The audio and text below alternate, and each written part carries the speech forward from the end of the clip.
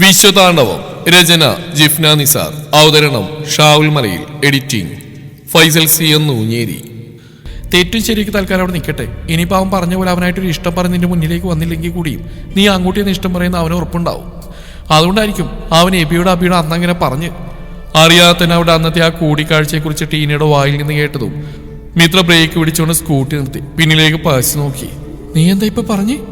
ചോദ്യത്തോടൊപ്പം അവളുടെ കണ്ണുകളിൽ സംശയം നിറുകയും ആ മുഖം ചുളിയുകയും ചെയ്തു. അത് എനിക്ക് ടീന വിളറി വെളുത്തുപോയി. നീ അറിയിക്കേ. സ്കൂട്ടി സ്റ്റാൻഡ് തട്ടിക്കൊണ്ട് മിത്ര പറയുമ്പോൾ ടീനക്ക് അത് അനുസരിക്കേ പിന്നെ വഴിയുണ്ടായിരുന്നുള്ളൂ. ഒരു നിമിഷത്തെ അശ്രദ്ധയ്ക്ക് താൻ ഇനി വലിയ വില കൊടുക്കേണ്ടി വരുമെന്ന് അവൾ ആ നിമിഷം തന്നെ മനസ്സിലാക്കി. ഉരുണ്ട് കളിക്കലും കള്ളം കൂടിച്ചേർന്ന മറുപടികൾ എനിക്ക് വേണ്ട ടീന. ഓപ്പണായിട്ട് കാര്യങ്ങളെക്കുറിച്ച് തുറന്ന് സംസാരിക്കാൻ എനിക്ക് വേണ്ട. അതുകൊണ്ട് സത്യം പറയും. ടീനക്ക് മുന്നിൽ വന്നു നിന്നിട്ട് മിത്ര ചോദിക്കുമ്പോൾ അവളുടെ മുഖത്തുള്ള ആ ഭാവം കണ്ടിട്ട് ആ മുന്നിൽ നിന്ന് എങ്ങോട്ടെങ്കിലും ഇറങ്ങി ഓടാനാണ് ടീനക്ക് തോന്നിയത്. ഒന്നുമില്ല മിത്ര, ഞാൻ അപ്പോഴത്തെ ഒരു ആവേശത്തിന് പറഞ്ഞപ്പോ എന്തൊക്കെയാ പറഞ്ഞു പോയതാ. ടീന ഒന്നുമില്ലെന്ന് ഭാവിക്കാൻ ശ്രമിച്ചെങ്കിലും മിത്രയുടെ നോട്ടത്തിന് മുമ്പിൽ അവൾക്ക് മുഖമുയർത്തി നോക്കാൻ കൂടി കഴിയുന്നില്ല. നിന്നെ ഞാൻ ഇന്നോ ഇന്നലെ കാണാൻ തുടങ്ങിയാലല്ലോ ടീന. നീ ഒരു കള്ളം പറഞ്ഞാൽ അതെനിക്ക് പെട്ടെന്ന് മനസ്സിലാവും. മിത്ര പറയുന്ന കേട്ട് ടീന അവളെ ദയനീയമായി നോക്കി. വിഷയെ കാണാൻ അബിയും വന്നിട്ടുണ്ടോ? അതിനെ കുറിച്ച് എനിക്ക് അറിയേണ്ടത്, മിത്ര കടുപ്പത്തിൽ ചോദിച്ചു. ടീന ഒന്നും മിണ്ടാതെ അതേ നിൽപ്പാണ്. പ്ലീസ് ടീന, എനിക്ക് തന്നെ കൺട്രോൾ ചെയ്യാൻ പറ്റാത്ത അവസ്ഥയിലാണ്. അതുകൊണ്ട് പ്ലീസ് എന്നോട് അല്പം ദയ കാണിക്കുന്നേ. അതിന് ഞാൻ പറഞ്ഞിട്ട് എബിന്റെ അബിയുടെ നേരെ തെറ്റുകളൊന്നും വരാതിരിക്കാൻ അതിന്റെ പേരിൽ മിത്ര അവരോട് വഴക്കുണ്ടാക്കാൻ ശ്രമിക്കാതിരിക്കാൻ വേണ്ടി ആ കുറ്റം സ്വയം ഏറ്റെടുക്കാനാണ് ടീന ശ്രമിക്കുന്നത്. നീ പറഞ്ഞിട്ടായിരിക്കും അവർ വന്നിട്ടുണ്ടാവുക, അതെനിക്കറിയാം. അല്ലാതെ അവരങ്ങനെ ഒരു സാഹസം ചെയ്യില്ലല്ലോ. എന്ത് ചെയ്തിട്ടാണെങ്കിലും അവർ രണ്ടുപേരും കൂടി എന്തിനാണ് വിഷയം കണ്ടതെന്നാണ് എനിക്ക് അറിയേണ്ടത്. മിത്രയുടെ മുഖം ദേഷ്യം കൊണ്ട് ചുവന്നു കൊടുത്തിരുന്നു. അവര് വന്നിരുന്നു. ഒടുവിൽ ടീന പറഞ്ഞു തുടങ്ങി. എന്നെക്കുറിച്ച് സംസാരിക്കാനാണോ നീ ആരെ വിളിച്ചു വരുത്തിയത്? അതെ. വിഷയം ഞാൻ തമ്മിൽ സ്നേഹത്തിലാണെന്ന് നിനക്കുള്ള സംശയം നീ അവരോടും പറഞ്ഞിട്ടുണ്ടോ? പറഞ്ഞു. എന്നിട്ട് അവനെന്താ സംസാരിച്ച്? എല്ലാം ഇത്രയും ഭംഗിയായിട്ട് പ്ലാൻ ചെയ്ത് നീ അതും അറിയാതിരിക്കില്ലല്ലോ. മിത്രയുടെ സ്വരത്തിൽ പരിഹാസമാണ്. മിത്ര അത് പറയും. അന്ന് അവരോട് സംസാരിച്ച കാര്യങ്ങളെല്ലാം അബിയും തന്നോട് പറഞ്ഞെല്ലാം ടീന മിത്രക്ക് മുമ്പിലേക്ക് തുറന്നു വെച്ചു. കൊള്ളാം, നന്നായിട്ടുണ്ട്. എന്തായാലും ഞാനറിയാതെ എനിക്കിപ്പോൾ നിന്നിട്ട് നിങ്ങൾ ഇത്രയൊക്കെ ചെയ്തു കൂട്ടിയല്ലോ. നന്നായിട്ടുണ്ട്, വളരെ നന്നായിട്ടുണ്ട്. മിത്ര ടീനയെ നോക്കി. എടി നിന്നോട് പറയാൻ പറ്റില്ലെന്ന് തോന്നിയോണ്ടാ. മിത്രയുടെ ഭാവം കാണുമ്പോൾ ടീനക്കും സങ്കടം തോന്നുന്നുണ്ട്. അതെ, എന്നോട് പറയാൻ പറ്റില്ല. എന്നെ സംബന്ധിച്ചുള്ളൊരു കാര്യമാണ് നിങ്ങളുടെ വിഷയം. പക്ഷെ അത് ഞാനറിയാൻ പാടില്ലല്ലോ. അങ്ങനെയാണല്ലോ നിങ്ങൾക്കിടയിലുള്ള നിയമം. മിത്ര പുച്ഛത്തോടെ പറഞ്ഞു. ആൾക്ക് കൊടുക്കാൻ ഉത്തരവൊന്നുമില്ലാത്ത പോലെ ഒരു നിമിഷം ടീന ശൂന്യമായി പോയി. ഞാൻ കരുതി നിങ്ങൾക്കിടയിൽ ഞാനും കൂടെ ഉണ്ടാവുമെന്ന്. പക്ഷേ അതിന്റെ തോന്നൽ മാത്രമാണെന്ന് ഇപ്പോഴെനിക്ക് മനസ്സിലായി. എന്നെ സംബന്ധിച്ച് ഇത്രയും വലിയൊരു കാര്യത്തെക്കുറിച്ച് നിങ്ങളെന്നോട് മറച്ചു വെച്ചെങ്കിൽ ഇനി എന്തെല്ലാം കാര്യങ്ങൾ നിങ്ങളിൽ നിന്ന് മറച്ചു വെക്കുന്നുണ്ടായിരിക്കും. എന്തായാലും സന്തോഷം, ഇപ്പോഴെങ്കിലും ഇതെല്ലാം എനിക്ക് തിരിച്ചറിയാൻ കഴിഞ്ഞല്ലോ. മിത്രയുടെ മുഖത്ത് നല്ല സങ്കടമുണ്ട്. ടീനക്ക് മനസ്സിലായി. മിത്ര, നീ ഇങ്ങനെയൊന്നും പറയില്ലേ, സത്യത്തിലാണ് ഞങ്ങൾ ഉദ്ദേശിച്ച്. ടീന എന്തോ പറയാമെന്ന് മിത്ര കൈയുയർത്തിക്കൊണ്ട് തടഞ്ഞു. ഇനിയൊന്നും പറയില്ല ടീന. ആ സംഭവം നടന്നു കഴിഞ്ഞിട്ട് നീയും ഞാൻ ഒരുമിച്ചുണ്ടായിരുന്നു. അപ്പോഴൊന്നും നിനക്കിനോട് പറയാൻ സാധിക്കാത്ത ഇനി എനിക്ക് കേൾക്കണമെന്നില്ല. ടീന നിസ്സായതോടെ അവളെ നോക്കി. ഈ വരവിൽ എബിനെ കുറിച്ചൊരു സംസാരം ഉണ്ടാക്കാൻ തോന്നിയ നിമിഷത്തെ അവളപ്പോൾ ശപിക്കുന്നുണ്ടായിരുന്നു. നീ അറിയാതെ വിശ്വയെ ഞാൻ കാണാൻ പോയെന്നും നീ അറിയാതെ അവനെ ഞാൻ വിളിക്കുന്നുണ്ടായിരുന്നുവെന്നും നിനക്കൊരു സംശയമുള്ളപ്പോൾ നീ എന്നോട് പറഞ്ഞൊന്നും ഞാൻ മറന്നിട്ടില്ല ടീന. നമ്മൾക്കിടയിലുണ്ടായിരുന്ന ഒരാളായിരുന്നില്ല വിശ്വ. എന്നിട്ട് അവനോട് ഞാൻ നിങ്ങളോട് അറിയിക്കാതെ ഒരു കൂടിക്കാഴ്ച നടത്തുന്നത് നിനക്ക് സഹിക്കാൻ കഴിഞ്ഞിട്ടില്ല. പക്ഷെ നമ്മൾ അങ്ങനെ ആയിരുന്നില്ല. എല്ലാ കാര്യത്തിലും നമ്മൾ ഒപ്പം ഉണ്ടായിരുന്നു. എന്നിട്ടും നിങ്ങൾ ഇതിനോട് മറച്ചു വെച്ചപ്പോൾ എനിക്ക് എത്രമാത്രം ഫീൽ ചെയ്ത് നിനക്കൊക്കെ ഊഹിക്കാൻ കഴിയുമോ? മിത്രയുടെ ചോദ്യം. ഉത്തരമില്ലാതെ ടീന അവൾക്ക് മുമ്പിൽ തലകുനിച്ചു. നീ മാറിക്കേ, ഞാൻ വണ്ടി എടുക്കട്ടെ. അല്ലെങ്കിൽ നീ ഉദ്ദേശിച്ച ബസ് നിനക്ക് കിട്ടില്ല. പിന്നെ വീട്ടിലെത്താനൊക്കെ സമയം വൈകും. നിന്റെ കാര്യങ്ങളൊന്നും തന്നെ നടക്കില്ല. വെറുതെ അതിന് ഇടവരുത്തണ്ട. സ്കൂട്ടിൽ ചാലിക്കുന്ന ടീനയുടെ നേരെ നോക്കി മിത്ര പറഞ്ഞു. ടീനക്കപ്പോൾ എന്ത് പറയണമെന്നും എന്ത് ചെയ്യണമെന്നും യാതൊരു രൂപവും ഉണ്ടായിരുന്നില്ല. സത്യത്തിൽ അപ്പോൾ ആ യാത്രയെക്കുറിച്ച് പോലും അവൾ മറന്നുപോയതുപോലെയായിരുന്നു. നെഞ്ചിലൊരു കരിങ്കല്ല് കയറ്റി വെച്ച അത്രയും ഭാരമാണ് അപ്പോൾ അനുഭവപ്പെടുന്നത്. ഇനി താൻ അങ്ങോട്ട് പോയാലും താൻ ഉദ്ദേശിച്ച പോലെയോ മനസ്സിൽ ആഗ്രഹിച്ച പോലെയോ ആ ഒരു ഫംഗ്ഷൻ അറ്റൻഡ് ചെയ്യാൻ കഴിയില്ലെന്നും തനിക്കത് എൻജോയ് ചെയ്യാൻ കഴിയില്ലെന്നും ടീനക്ക് ഉറപ്പുണ്ടായിരുന്നു. നമുക്ക് തിരിച്ചു പോയാലോ? വല്ലാത്തൊരു വിങ്ങലോടെ ടീന മിത്രയോട് ചോദിച്ചു. എന്തിന്? അതിൻ്റെ ആവശ്യമൊന്നുമില്ല. നീ എന്തായാലും കല്യാണത്തിന് പോകാൻ വേണ്ടി ഇറങ്ങിയല്ലേ, തൽക്കാലം അത് നടക്കട്ടെ. മിത്രക്ക് ഭാമാറ്റൊന്നുമില്ല. അല്ലടി, എനിക്ക് പോകാൻ തോന്നുന്നില്ല. ടീന അവളെ നോക്കി. പക്ഷെ എനിക്ക് വീട്ടിൽ പോകണം. ഞാൻ പോയിട്ട് നീ ഒറ്റക്കായി നിൽക്കും. അതൊന്നും ശരിയാവില്ല. നീ കയറിക്ക്, ഞാൻ ബസ് സ്റ്റോപ്പിലാക്കി തരാം. പറയുന്നതിനിടെ തന്നെ മിത്ര സ്കൂട്ടി സ്റ്റാർട്ട് ചെയ്ത് കഴിഞ്ഞു. താൻ അവളോട് പറഞ്ഞു ചേർത്ത വാക്കുകൾ തനിക്കെതിരെ തന്നെ അവൾ പ്രയോഗിക്കുകയാണെന്ന് മനസ്സിലായതോടെ പിന്നെ ഒന്നും പറയാനില്ലാത്ത പോലെ ആൾക്ക് പിന്നിലേക്ക് കയറിയിരുന്നു. 6 മിനിറ്റ് നേരത്തെ പിന്നെയുള്ള യാത്ര അസഹനീയമായ മൗനമായിരുന്നു നിറഞ്ഞിരുന്നിരുന്നു. തന്റെ മനസ്സിലെ ആശങ്കയെക്കുറിച്ചും ഭയത്തെക്കുറിച്ചും വിഷയോടുള്ള അവിശ്വാസത്തെക്കുറിച്ചുമെല്ലാം മിത്രയോട് തുറന്ന് സംസാരിക്കണമെന്നുണ്ട് ടീനയ്ക്ക്. പക്ഷെ എന്തുകൊണ്ടോ ആൾക്കൊന്നിനും കഴിയാത്ത അവസ്ഥയിലായിരുന്നു. മനസ്സ് വല്ലാതെ ഉടഞ്ഞുപോയിരിക്കുന്നു. സത്യത്തിൽ ഇതിങ്ങനെയൊന്നും പ്രതീക്ഷിക്കുന്നുണ്ടായിരുന്നില്ല. മിത്ര പറഞ്ഞ പോലെ അവരെത്തുമ്പോഴേക്കും ബസ് സ്റ്റാർട്ട് ചെയ്ത് നിർത്തിയിരുന്നു. അവിടുന്ന് അങ്ങോട്ട് നേരിട്ടുള്ള ബസ്സാണ്. അതല്ലാതെ വേറെ കയറിയാൽ 2 ബസ് മാറി കയറേണ്ടി വരും എന്നുള്ളത് കൊണ്ട് തന്നെ അതിലാണ് ടീനയ്ക്ക് വീട്ടിലേക്ക് പോകാൻ കൂടുതൽ സൗകര്യം. കാര്യോ ബസ് ഇപ്പം എടുക്കും. കൂടുതലൊന്നും പറയാനില്ലാത്ത പോലെ മിത്ര ടീനയെ നോക്കി. ടീന എന്തോ പറയാൻ വരുന്നേണ്ടതും മിത്ര അതിന് താല്പര്യമില്ലെന്ന പോലെ സ്കൂട്ടി എടുത്ത് തിരിച്ചു പോന്നു. ബസ് പോകാനുള്ള പുറപ്പാടുന്ന പോലെ നീട്ടി ഹോൺ മുഴക്കിയതും ടീന ധർമ്മസങ്കടത്തിലായി അവിടെ തന്നെ നിന്നു. കയറുന്നുണ്ടി വാവുട്ടി, ഞങ്ങൾക്ക് പോകാനുള്ള സമയമായി. കണ്ടക്ടർ ടീനയോട് നിൽപ്പ് കണ്ടിട്ട് വിളിക്കുമ്പോൾ മനസ്സിലാ മനസ്സോടെ ടീന അതിലേക്ക് കയറി. ബസ് റോഡിലേക്ക് ഇറങ്ങുമ്പോഴും സ്കൂട്ടി അവിടെ പാർക്ക് ചെയ്തിട്ട് മിത്ര വീട്ടിലേക്ക് പോകുമെന്ന് തന്നെയായിരുന്നു ടീനയും കരുതിയത്. എന്നാൽ കാർമേഘം പോലെ സങ്കടം കൊണ്ട് മൂടിയ മനസ്സോടെ വളരെ വേഗത്തിൽ മിത്ര തിരികെ പോവുകയായിരുന്നു. നെറ്റിയിലെ മുറിയിൽ മരുന്ന് വെച്ച് കെട്ടിക്കൊണ്ടിരിക്കുകയാണ് ആൾക്കൂട്ടത്തിനിടയിൽ കൂടി ഓടും പോലെയുള്ള വിശ്വയുടെ വരവ് മിത്രയുടെ കണ്ണിലുടക്കിയത്. അതുവരെ അനുഭവിച്ചിരുന്ന തീ ചൂട് മാറി പകരം ഒരു മഞ്ഞുപൂനയിൽ ആഴുന്ന പോലൊരു ഫീലാണ് മിത്രക്ക് ആ കാഴ്ച കണ്ടപ്പോൾ അനുഭവപ്പെട്ടത്. എങ്കിലും ആ ആശ്വാസം മുഖത്തേക്ക് വരുത്താതെ ആളവനിൽ നിന്ന് മുഖം വെട്ടിച്ചു മാറ്റി ഗൗരവത്തോടെ ഇരുന്നു. എന്താ പറ്റി? തന്റെ അരികിൽ വന്ന് നിൽക്കുന്നവന്റെ അപ്രാളം നിറഞ്ഞു നിൽക്കുന്ന ചോദ്യം, അതിനുള്ളിൽ നിറഞ്ഞു നിൽക്കുന്ന ആശങ്ക മിത്രക്ക് വല്ലാത്തൊരു സന്തോഷമാണ് തോന്നിയത്. പക്ഷേ അബിയും വന്ന് കണ്ടുപോയിട്ടും തന്നെ കുറിച്ച് അവർക്കിടയിൽ ഒരു സംസാരം ഉണ്ടായിട്ടും അവനത് തന്നോട് പറഞ്ഞില്ലല്ലോ. അതോർക്കുമ്പോൾ മിത്രയിൽ ആ സന്തോഷം മാഞ്ഞു. പകരം ടീനയോടും അബിയോടും എബിനോടുമെല്ലാം അപ്പോഴവൾക്ക് തോന്നുന്ന അതേ നിസ്സംഗതാഭാവം തന്നെ അവനോടും തോന്നി. വണ്ടി തട്ടിയാന്നാ പറഞ്ഞ് ദേ ആയിരിക്കുന്നവരെ കൊണ്ടുവന്ന്. മിത്രയൊന്നും മിണ്ടുന്നില്ല നീണ്ടതും ആളെ നോക്കിയിട്ട് കുറച്ചു മാറി സംസാരിച്ചു നിൽക്കുന്ന 2 പയ്യന്മാരെ ചൂണ്ടി മിത്രയുടെ നെറ്റിയിൽ കെട്ടിക്കൊണ്ടിരിക്കുന്ന നേഴ്സ് പറയുമ്പോൾ വിശ അവർക്ക് നേരെ തിരിയുന്ന മിത്ര കണ്ടു. പക്ഷെ അപ്പോഴും ആളൊന്നും അവരോട് മിണ്ടിയില്ല. എവിടെ നോക്കിയാണോ നീയൊക്കെ വണ്ടി ഓടിക്കുന്നത്? മൊട്ടയെന്ന് വിരിയുമ്പോൾ നിനക്കൊക്കെ വണ്ടി വാങ്ങിച്ച അതുകൊണ്ട് നാട്ടുകാരുടെ നെഞ്ചത്ത് കയറി ഇറങ്ങാൻ കയറിയിടണം നിന്റെയൊക്കെ വീട്ടുകാർ പറഞ്ഞാൽ മതിയല്ലോ.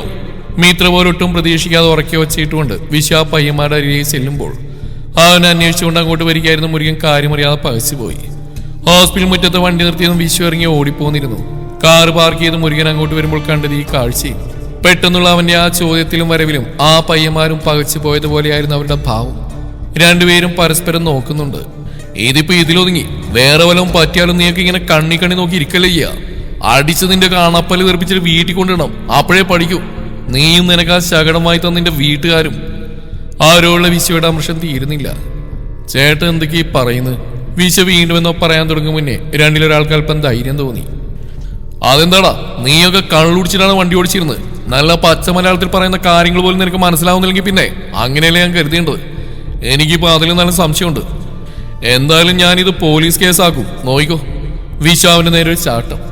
ആ പയ്യൻ പേടിച്ചുകൊണ്ട് 1-2 പിന്നോട്ട് മാറിയതും മിത്ര ഇരുന്നിടന്ന് എഴുന്നേറ്റു. അവിടെ ഇരിക്കു വച്ചേ, പെട്ടെന്ന് എഴുന്നേറ്റാലേ നിനക്ക് തലയുറ്റിൽ വല്ലുണ്ടായ നീ ഇവിടെ തന്നെ വീണു പോകും. ആള് മുന്നോട്ട് നടക്കാനാഞ്ഞതും അവിടെ അടുത്തുണ്ടായിരുന്ന നേഴ്സ് മിത്ര അവിടെ തന്നെ പിടിച്ചു നിർത്തി. അവർ പറഞ്ഞ പോലെ ആൾക്ക് നിൽക്കാൻ കൂടി വയ്യാത്ത വിധം കാലുകൾക്കൊരു കുഴച്ചിൽ തോന്നുന്നുണ്ട്. അവൾ ഇരുന്നിടത്ത് തന്നെ ടെൻഷനോടെ ഇരുന്നുകൊണ്ട് അവരെ നോക്കി. എങ്കിലും ചേട്ടനാദ്യം ആ ചേച്ചിയുടെ പേരിൽ കേസ് കൊടുക്കുക. കാരണം ചേച്ചി ഞങ്ങളുടെ ബൈക്കിൽ ഇങ്ങോട്ട് വന്ന് കുത്തിമറിച്ചിട്ടതാ. മുന്നിൽ നിൽക്കുന്നവൻ മിത്രയെ ചൂണ്ടിക്കാണിച്ചുകൊണ്ട് പറയുമ്പോൾ വിശാവിനെ സൂക്ഷിച്ചു നോക്കി. ഓഹോ, ഇനിയിപ്പോ രക്ഷപ്പെട്ടു പോകാൻ ഇങ്ങനെ കതറിക്കാൻ മതിയെന്ന് തോന്നുന്നുണ്ടാവും നിങ്ങൾക്ക് അല്ലേ? അവനൊരു പുച്ഛത്തോടെ അവരെ നോക്കി.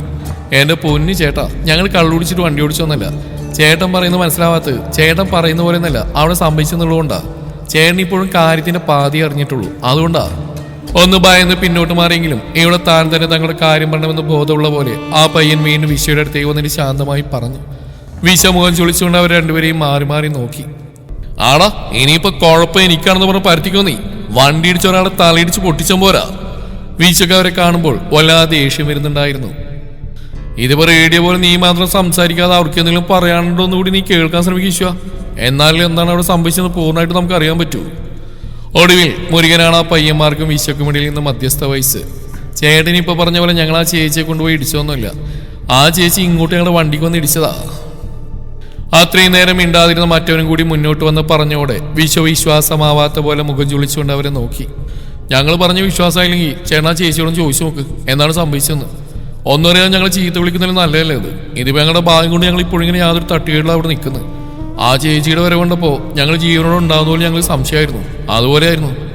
കാര്യമറിയാതെ വിശ്വ അത്രയും ആളുകൾക്കിടയിട്ട് അങ്ങനെയൊക്കെ സംസാരിച്ചതിന് നീരസുണ്ടായിരുന്നു അവർക്ക് രണ്ടുപേർക്കും. വിശ്വ ഒന്ന് തിരിഞ്ഞു നോക്കി. അവൻ പറഞ്ഞ് ശരിയാണെന്ന് ഉറപ്പിക്കാൻ പാകത്തിന് ആളുടെ മുഖം കുനി ചിരിപ്പുണ്ട്. വണ്ടി ഓടിക്കാനുള്ള ലൈസൻസും നിയമം അനുശാസിക്കുന്ന പ്രായമൊക്കെ ആയിട്ട് നല്ല മര്യാദക്കനെയായിട്ടാണ് ഞങ്ങൾ വണ്ടി ഓടിക്കുന്നത്. പിന്നെ വീട്ടിൽ ഞങ്ങളുടെ താളത്തിനുള്ളൊന്നുമല്ല ഞങ്ങളുടെ മാതാപിതാക്കള്.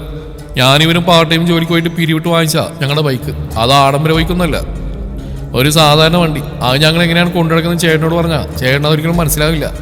ആ വണ്ടിക്കും ഞങ്ങൾക്കൊന്നും പറ്റുന്ന കരുതി അത്രമാത്രം സൂക്ഷിച്ചാ ഞങ്ങളത് ഓടിച്ചു പോകാറുള്ളത്. അവസ്ഥയറിയാതെ താൻ അവരോട് അങ്ങനെയൊക്കെ സംസാരിച്ചു പോയതിൽ വിശ്വക്ക് അങ്ങേയറ്റം ഖേദം തോന്നുന്നുണ്ടായിരുന്നു ആ നിമിഷം. കാരണം അവരാ പറയുന്നതും നുണയില്ലെന്ന് അവരുടെ ഭാഗത്തിൽ നിന്ന് തന്നെ അവന് മനസ്സിലായി. സോറിയുടെ മക്കളെ, അവനവന് ദേഷ്യം കൊണ്ട് പറഞ്ഞു പോയതാ.